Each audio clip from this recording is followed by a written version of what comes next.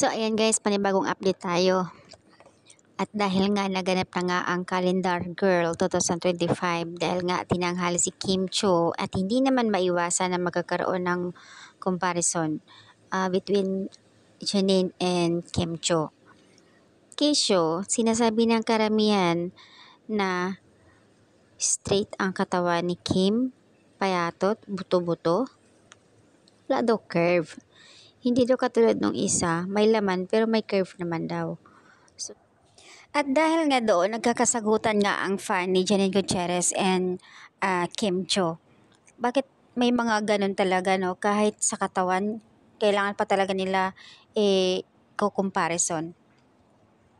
Unang binabash kay Kim yung hindi nakagraduate na sinasabi ng karamihan, lalo na sa mga Janine fans na sinasabi, pinagmamalaki nila na graduate.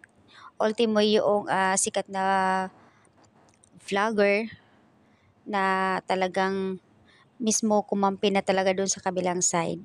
Pero dati kumukuha pa ng picture sa Showtime kay Kimi.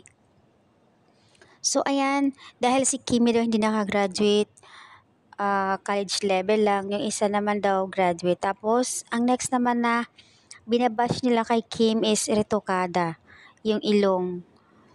Next naman, dahil lumabas na nga yung endorsement ni Kim na calendar, ang sinasabi naman nila ay wala daw laman, puro buto-buto at hindi bagay mag-calendar girl. Ano ba talaga? Nakakaloka. Lahat na lang nakikita kay Kim Cho, ano?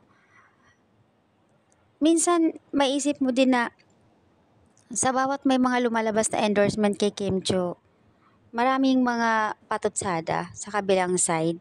Ba't kaya hindi na lang siguro accept kung anong meron?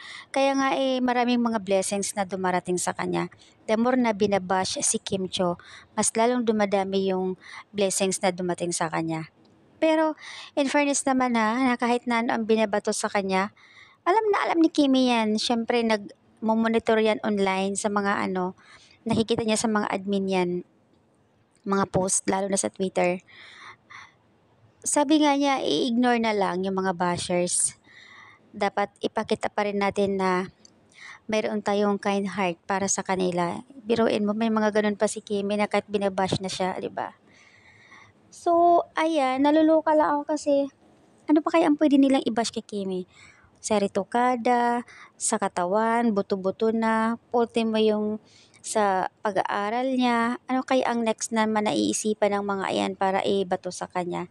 Lahat na lang ata Nagsisimula lang kasi lahat yan nung napunta si Paula Avellino kay Kim Cho. So parang marami na silang mga kung ano-ano nilang pinagsasabi nila kay Kim Cho. Buti na lang talaga si Kim na sinalawak ng pag-uunawa. Siyempre dahil nga mahal siya ng mga fans, kaya yung mga fans na lang yung nagre-react talaga para doon sa kanila.